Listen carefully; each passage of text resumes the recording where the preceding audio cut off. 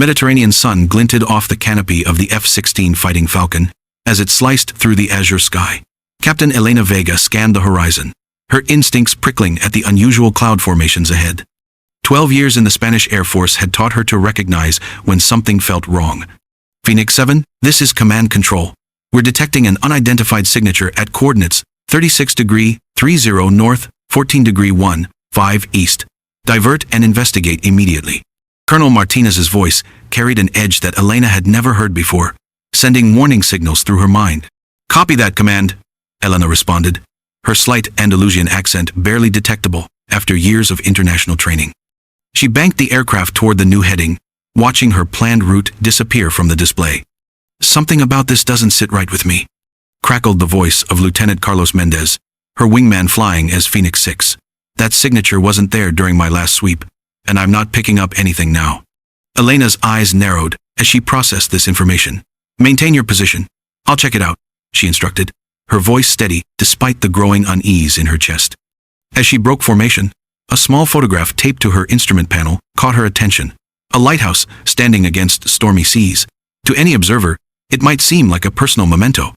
She touched it briefly with her gloved finger, a ritual before every mission. Nothing Elena did was without purpose.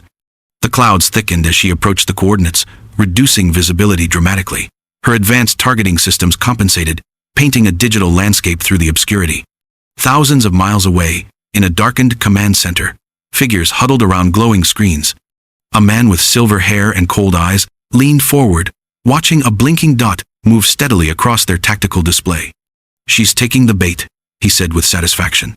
6 enemy aircraft waited in perfect stealth formation, hidden from Phoenix 7's radar by advanced technology and natural cloud cover. Are you certain it's her?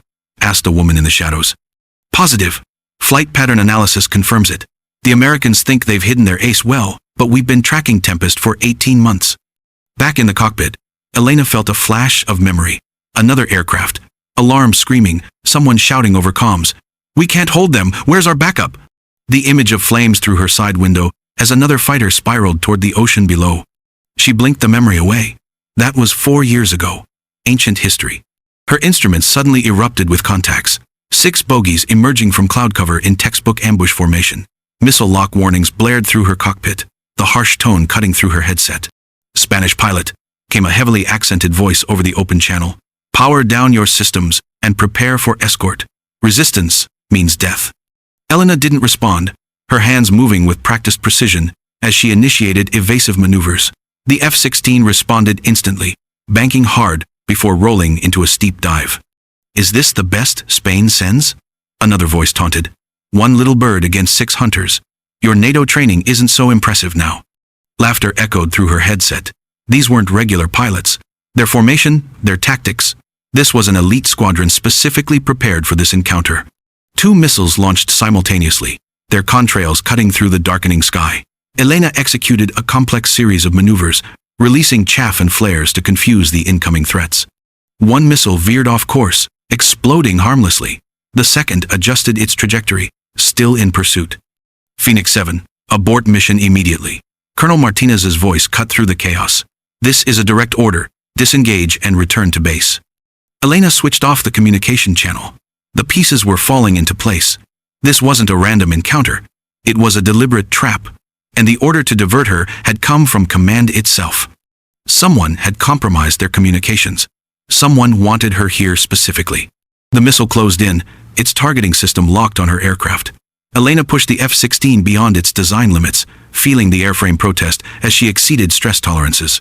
G-forces pressed her deep into her seat, her vision narrowing despite her suit's countermeasures. Your skills are impressive, the enemy squadron leader acknowledged over the radio. But this ends now. You have nowhere to run. He was right.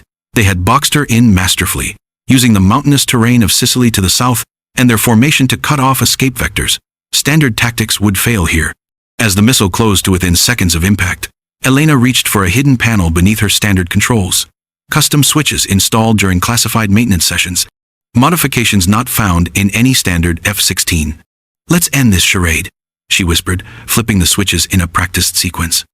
The cockpit displays flickered, then transformed. Dormant systems hummed to life, systems that officially didn't exist. Her targeting computer reconfigured, displaying capabilities that would shock even the aircraft's designers. The F-16's engine node changed, as power was rerouted through experimental channels. Elena activated a secure frequency reserved for the highest levels of command, her voice changing from professional detachment to absolute authority. Gone was the careful neutrality she'd cultivated. In its place was someone accustomed to altering the course of conflicts. This is Tempest. Authentication code Tango Echo. Mike Papa Echo Sierra Tango. Engaging.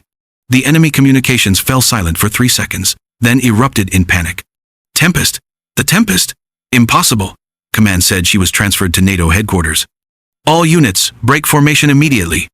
The fear in their voices was unmistakable. In that moment of confusion, Elena executed her countermove.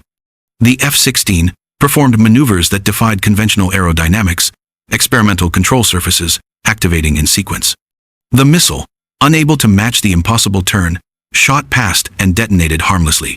That's the pilot from Operation Blackstorm, one enemy pilot shouted. She eliminated an entire squadron over the Aegean. They said she died in the Cyprus incident 4 years ago. The enemy formation disintegrated as each pilot prioritized survival. What had been a coordinated ambush became chaos in seconds. Elena's lips curved in the faintest smile as she brought her weapon systems online, systems that weren't supposed to exist. Panels shifted across the F-16's fuselage, revealing specialized hardware never documented in any manual. Her targeting system locked onto 4 aircraft simultaneously, calculating intercept solutions based on their evasive patterns. You made a critical error, she stated calmly. You revealed your hand. Now I'll show you mine. The first missile she launched split into 3 separate projectiles mid-flight, each tracking a different target with precision the enemy had never encountered. Their defensive countermeasures proved useless against technology they didn't understand. 2 fighters erupted in flames simultaneously, their pilots ejecting safely. A third spiraled toward the sea, trailing smoke. The fourth managed desperate evasive maneuvers that left its pilot on the edge of consciousness.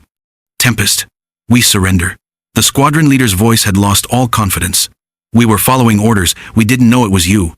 You should have verified your intelligence before setting this trap, Elena replied coldly. Tempest doesn't accept surrenders from those who showed no mercy. As she lined up her final shots, a flicker of movement caught her eye. The lighthouse photograph had shifted during her maneuvers. From this angle, she could see what it really showed. Not a lighthouse, but a memorial. Marble walls inscribed with names of fallen pilots. Her finger hesitated on the trigger for just a moment. Who sent you? She demanded in fluent Russian. Who arranged this ambush? I cannot say, the enemy commander responded, voice shaking. They will execute my family. But it came from within your own command structure. Someone very high up. Elena's jaw tightened. Then deliver this message. Whoever they are, they've awakened something they can't control. She fired deliberately wide, missing by mere meters, a display of precision that served as its own warning. Leave. Tell them Tempest is hunting them. As the remaining fighters fled, Elena opened a secure channel to a frequency not listed in any database. Nest. This is Tempest. The game has changed. They know I'm alive. Initiate protocol. Omega. Copy Tempest. Safe houses are activating. Admiral Santos has been notified. Elena banked toward friendly airspace, mind racing. Someone wanted Tempest exposed. Someone was willing to sacrifice 6 elite pilots to accomplish it. The question was why? For 4 years, she had maintained the fiction that Captain Elena Vega was just another competent pilot. After the Cyprus incident, after losing half her squadron, the decision had been made at the highest levels to use her apparent death as an opportunity. Officially, she had transferred to a desk job at NATO headquarters. Unofficially, she had become Tempest, an operative whose missions existed outside normal command structures. Her aircraft had been modified with experimental technology. Her records were classified beyond top secret. She had become a ghost, intervening only when conventional forces couldn't handle the threat. The Spanish coastline appeared on her horizon, lights of the airbase blinking in the distance. But as she approached, she noticed something unusual. The runway lights were configured in a pattern she'd seen only once before, the signal for a priority secure landing. Phoenix 7, approaching from Vector 180, she reported, requesting landing clearance. Phoenix 7, cleared for priority landing runway 27. Be advised. Reception committee awaiting. Reception committee. The coded phrase confirmed her suspicions. Something bigger was unfolding. As her F-16 touched down, she could see figures gathered on the tarmac. Military police in formation. And at the center, Admiral Santos himself, one of only 3 people who knew the full extent of Operation Tempest. Elena climbed down from the cockpit, scanning the assembled personnel. Trust had become a luxury she couldn't afford.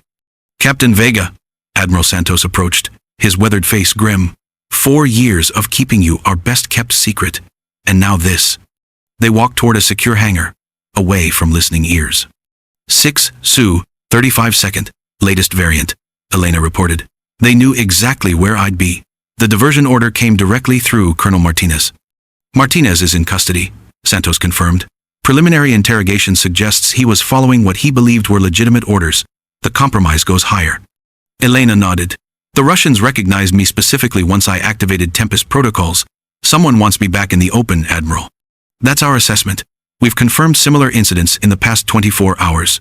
Major Hassan's cover was nearly blown in Morocco. The safe house in Prague was hit. Someone's hunting our deep cover operatives. Elena's eyes widened. If multiple operatives had been targeted simultaneously, this wasn't a breach, it was coordinated warfare. Someone with access to files that officially don't exist, she concluded. Santos handed her a secured tablet displaying coordinates and new identity credentials. We're activating Aurora Protocol. Complete autonomy. No check-ins, no support structure. You select your own team from personnel not connected to existing operations. Elena reviewed the information. Aurora Protocol was the contingency for worst-case scenarios, the complete breakdown of operational security at the highest levels. Timeline?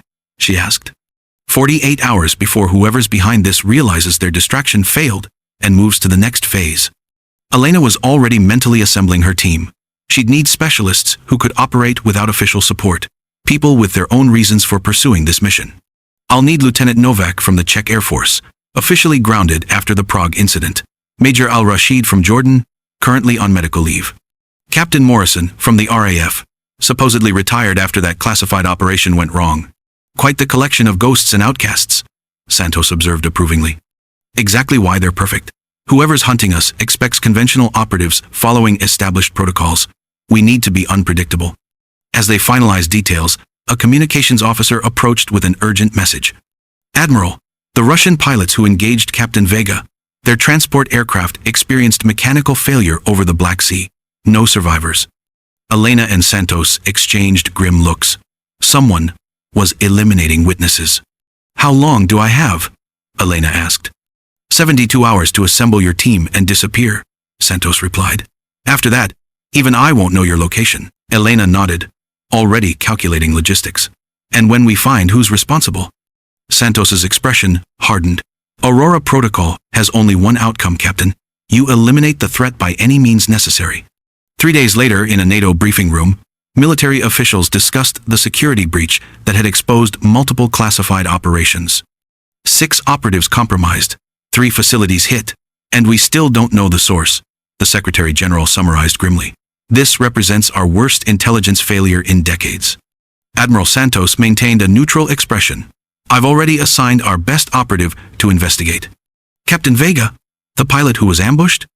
She has unique motivation to find the source, Santos replied. She assembled her team yesterday. They're already operational. What he didn't mention was that operational under Aurora Protocol meant Elena Vega and her team had effectively ceased to exist within official channels. Even Santos couldn't track them now, a safeguard against the possibility that he himself might be compromised. In a hidden facility beneath the Pyrenees Mountains, Elena stood before 4 other individuals, all legends who were supposedly retired, reassigned, or dead according to official records. Lieutenant Pavel Novak, former Czech Air Force pilot whose aggressive tactics had earned him a reputation and a court-martial. His official file listed him as grounded. In reality, he'd flown 37 covert missions. Major Khalid al-Rashid, Jordanian Special Forces officer whose unconventional methods had made him invaluable for operations in hostile territory, officially on medical leave for injuries sustained in Syria. Captain Sarah Morrison, former RAF pilot whose career had apparently ended when a classified mission in Eastern Europe went catastrophically wrong. Her PTSD was real, but so was her determination for answers. Lieutenant Commander Erik Hansen, Danish naval intelligence officer, whose cover had been blown during an operation in the Baltic, officially transferred to administrative duties, unofficially still operational. Maps and intelligence reports covered the walls. Photos of high-ranking officials marked with question marks. Timelines of coordinated attacks stretching across continents. They came after us thinking we were isolated, Elena addressed the group. Their mistake. Now we hunt them together. She outlined what they knew. Multiple operatives targeted within hours. Each attack precisely tailored. Each requiring insider knowledge compartmentalized at the highest levels. Why these specific operatives? Novak asked, studying the patterns. Elena gestured to a map, showing their operational zones. At first glance, nothing connects us. Different specialties, different regions. But when we overlay mission parameters from the past year, a pattern emerges. The display highlighted operations across 4 continents. Each of us intersected with Operation Sentinel at some point. Morrison straightened. Sentinel was terminated after the Istanbul incident. Too politically sensitive. Officially, Elena agreed. But we've all encountered elements continuing under different names, different command structures. One by one, each team member recalled anomalies, NC, missions that didn't add up, explanations designed to deflect rather than illuminate. Someone's running operations outside official channels, Elena concluded, using Sentinel's infrastructure without oversight. Hansen pulled up financial records extracted from secure servers. The money trail confirms it. Sentinel's $1.8 billion budget didn't get reallocated after termination. It vanished. A shadow program, Al-Rashid summarized. But for what purpose? Elena displayed intercepted communications. We found out. Operation Phoenix Rising.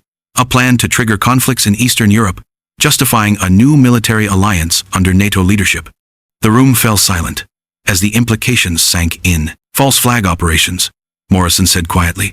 They're planning to sacrifice civilians to redraw the geopolitical map. And we were all positioned to potentially expose elements of the plan, Elena added. Not because we knew what we were seeing, but because collectively, we might have pieced it together.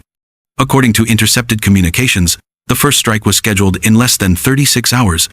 A team was already positioning in Tallinn, Estonia, preparing explosives where Russian diplomats would meet local officials. We can't stop this through official channels, Elena concluded. By the time we convinced anyone with authority to act, it would be too late. So, we do it ourselves, Novak said, his expression hardening. 5 against however many they've deployed, Hansen added, and whoever gave the orders. As the team prepared for deployment, Elena made one final secure call. Admiral, she said when Santos answered, we've identified the objective. Was Operation Phoenix Rising authorized through proper channels? The silence told her everything she needed to know. Do what needs to be done, Tempest, Santos replied, using her call sign rather than rank. I'll ensure there's accountability afterward. As Elena rejoined her team, she understood the weight of their mission. They weren't just stopping a rogue operation, they were potentially acting against orders from the highest levels. If they failed, they'd be branded traitors. If they succeeded, they might never be able to return to official duty. But looking at her team, each carrying scars and reasons for being there, she knew they understood. Some battles were fought openly, with medals waiting afterward. Others were fought in shadows, with no recognition except the knowledge that something worse had been prevented. Wheels up in 30, she instructed. Once we're on the ground in Estonia, we're completely on our own. Just how I like it, Morrison responded, with a grim smile. For those who didn't make it back, Al-Rashid said quietly. For those who didn't make it back, the others echoed. Some heroes wear their medals in public ceremonies. Others, like Captain Elena Vega, carry their honors in silence, fighting battles most will never know about, not for glory or recognition, but because it's who they are, because someone has to stand guard, while others sleep safely. In the end, that's what separates the true guardians from those who simply wear the uniform. The willingness to disappear into the shadows, to sacrifice recognition for mission success, to fight the battles that can never be acknowledged. The legend of Tempest lived not in official records or public ceremonies, but in the quiet knowledge that somewhere in the darkness, someone was watching, ready to act when conventional forces couldn't or wouldn't. And sometimes that was enough.